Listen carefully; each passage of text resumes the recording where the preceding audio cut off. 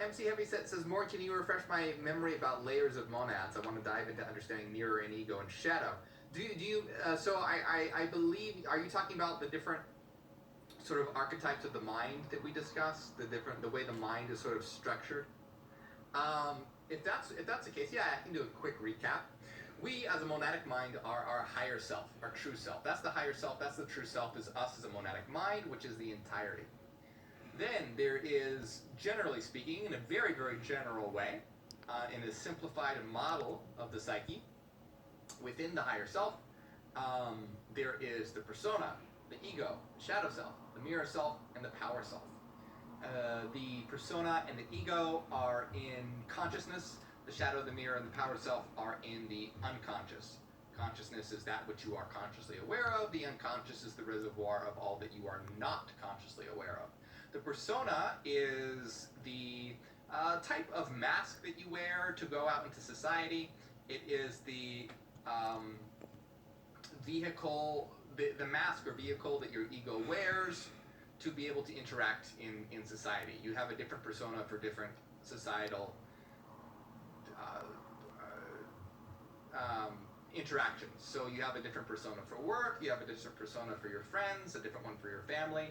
You interact differently. You have a sort of different personality, whether you're around coworkers, your friends, or your family, or your partner or partners. You act a little different. There are different versions of yourself. These are different personas. Your ego is the center of your field of consciousness, and it is who you are when you are alone and by yourself, when no one is watching. Now, your shadow self is the part of you that you have repressed, the parts of you that you have repressed because they are unacceptable to society. It's sort of the inversion of the persona. It's everything that the persona is not. It is because your persona is about being what is acceptable. Around your coworkers, you be who is acceptable around your coworkers. Around your friends and family, you be who is acceptable around them, and same sort of thing. So your shadow are all the parts of you that you have denied or repressed because they are unacceptable in some way. Your mirror self is the opposite of your ego self. And so if you're introverted, it's extroverted. If you are artistic, it is analytical. And this is just a vague model. You can also do it in terms of gender if you wanted to do it masculine versus femininity. It's a very general model with different degrees. It's a scale. It's a sliding spectrum.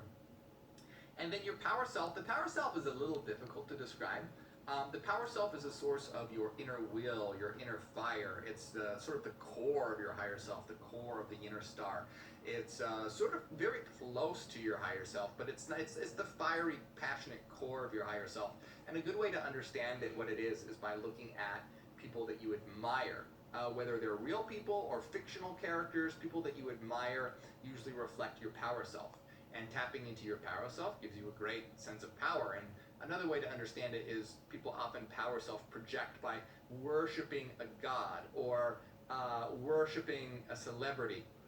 These are usually the parts of you that you should become and embody and be, rather than worship their projection on others. And integrating all these structures and understanding them is the way to a healthy psyche. Not integrating one or the other will lead to a lot of disastrous results. And yeah, I mean, that's a quick summary.